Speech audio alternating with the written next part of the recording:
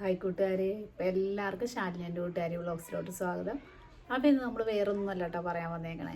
അപ്പം നമുക്ക് നമ്മുടെ ലൈഫിൽ എന്ത് കാര്യങ്ങളും തുറന്ന് പറയാൻ പറ്റിയ ഒരാളുണ്ടെങ്കിൽ, ഇപ്പം ഭാര്യയ്ക്കാണെങ്കിൽ ഭർത്താവിനാണെങ്കിൽ ഭാര്യ, മക്കൾക്കാണെങ്കിൽ അവരുടെ ഫ്രണ്ട്സിനെക്കാട്ടിലും എപ്പോഴും നല്ലത് അച്ഛൻ അമ്മ.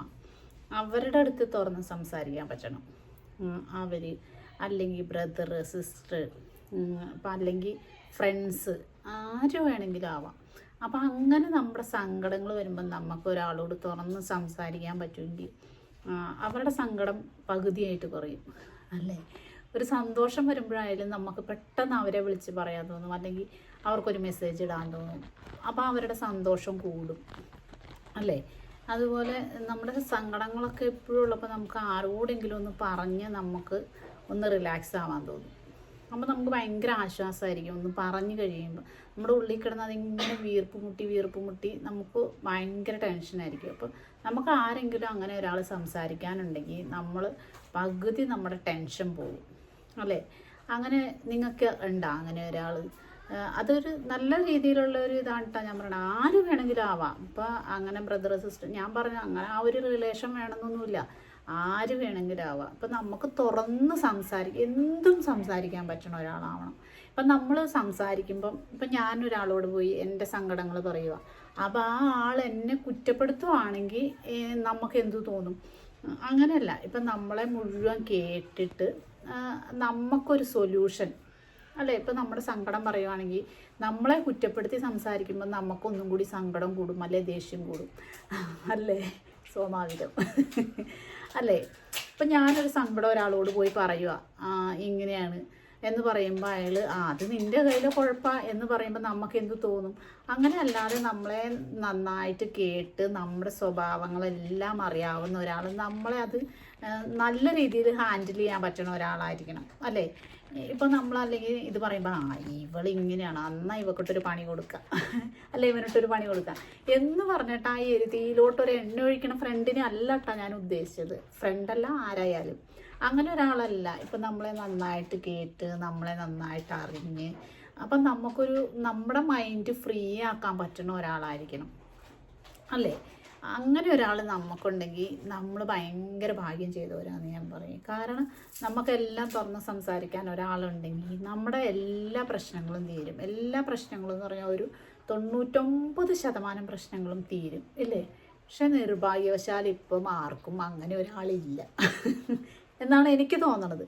എല്ലാവർക്കും ഫോണിലുള്ള ഫ്രണ്ട്സ്, അതിപ്പം നമുക്കെല്ലാം തുറന്ന് സംസാരിക്കാൻ പറ്റുന്ന ഒരു ഫ്രണ്ടാണോ എന്ന് ചോദിച്ചാൽ അല്ല.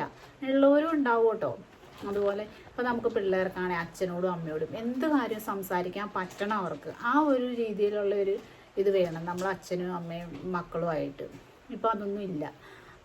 അതുപോലെ എനിക്കങ്ങനെ ഭയങ്കര വിശ്വാസമായിരുന്നു. എൻ്റെ മക്കളെല്ലാം എന്നോട് പറയുന്നു, വെറുതെ ഒന്നും പറയല.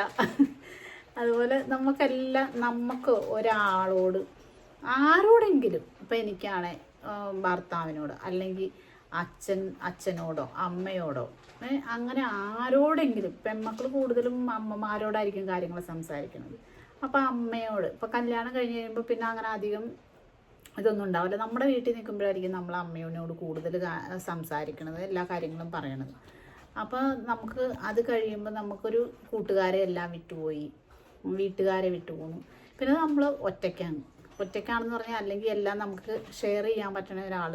ഭർത്താവിനോട് ചിലപ്പോൾ പറയുമ്പോൾ എനിക്ക് വേറെ പണിയൊന്നുമില്ല, എനിക്ക് കുറേ പണിയുണ്ട്, ഒന്ന് മിണ്ടാണ്ടിരിക്കാവോ, ആയടച്ച് മിണ്ടാണ്ടിരിക്കുക, ചില അന്ന് ചലിച്ചുകൊണ്ടിരിക്കുക എന്ന് പറഞ്ഞാൽ കഴിഞ്ഞു.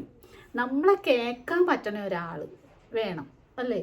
എന്നാലേ നമ്മുടെ മൈൻഡ് ഒന്ന് ഫ്രീ ആകുള്ളൂ. നമ്മൾ പറയണൊന്നും കേൾക്കാം, എനിക്ക് ഈ കാര്യങ്ങളൊന്നും കേൾക്കണ്ട എന്ന് പറയണേ, അല്ലെങ്കിൽ എന്ന് ചിലപ്പോൾ പറയലായിരിക്കും, പക്ഷേ അവർ വേറെ പണിയിലായിരിക്കും. ഇത് തന്നെ, ഇത് വന്നു കഴിഞ്ഞ് കഴിഞ്ഞാൽ അല്ലെ എവിടെയെങ്കിലും പോയി വന്നു കഴിഞ്ഞാൽ ഇത് തന്നെ, നിങ്ങൾക്ക് വേറൊന്നും പറയാനില്ലേ എന്ന് പറയണ ഒരാളാണെ കഴിഞ്ഞു. അങ്ങനെയല്ല, നമ്മളെ കേൾക്കാനായിട്ട് ഉണ്ടെങ്കിൽ നിങ്ങൾ ഭാഗ്യവാൻ അല്ലെങ്കിൽ ഭാഗ്യവതിയാണെന്ന് ഞാൻ പറയും. സത്യമല്ലേ? അങ്ങനെ ഉള്ളവരും അങ്ങനെ തോന്നണവരും ഒന്ന് കമൻറ്റ് ചെയ്യണം കേട്ടോ. വേറൊന്നുമില്ല. ബൈ. നമുക്ക് അടുത്ത വീഡിയോ ആയിട്ട് വീണ്ടും കാണാം. പിന്നെ നമ്മളെ സബ്സ്ക്രൈബ് ചെയ്യാതെ കാണുന്നവരൊന്ന് സബ്സ്ക്രൈബ് ചെയ്യണം. ഞാൻ ഇത് നിർത്തണോ വേണ്ടയോ എന്ന് ആലോചിച്ചുകൊണ്ടിരിക്കുക. അപ്പം നിർത്തിയാലോ എന്നുള്ള ആലോചനയിലാണ് കേട്ടോ ഞാനിപ്പോൾ നിൽക്കുന്നത്. കാരണം എന്താണോ അങ്ങനെ തോന്നണം. അപ്പോൾ സബ്സ്ക്രൈബേഴ്സൊന്നും കൂടണമില്ല, എവിടെയും എത്താൻ പറ്റണില്ല. അതുകൊണ്ട് അങ്ങനെ ഒരു ചിന്തയൊക്കെ ഉണ്ട്. ചിലപ്പോൾ നിർത്തും, ചിലപ്പോൾ മുന്നോട്ട് പോകും, ഏത് വേണമെങ്കിലും സംഭവിക്കാം കേട്ടോ. അപ്പോൾ നമ്മളെ സബ്സ്ക്രൈബ് ചെയ്യാതെ കാണുന്നവർ ഇത്രയും വരെ എത്തിച്ച എല്ലാവർക്കും താങ്ക്സ് പറയണു. അതുപോലെ നമ്മളെ കുറ്റം പറയണവർക്കും താങ്ക്സ് പറയണു. അവരൊക്കെയാണ് വീണ്ടും വീണ്ടും നമുക്ക് വീഡിയോ ചെയ്യാനുള്ള പ്രചോദനം കേട്ടോ. പിന്നെ എല്ലാവർക്കും ഇവിടം വരെ എത്തിച്ച എല്ലാവർക്കും താങ്ക്സ് പറയണു. ഇനിയും നമ്മളെ കൂടുതൽ സപ്പോർട്ട് ചെയ്യണം. അപ്പോൾ വീണ്ടും നല്ല വീഡിയോസായിട്ട് വീണ്ടും കാണാം. Okay bye.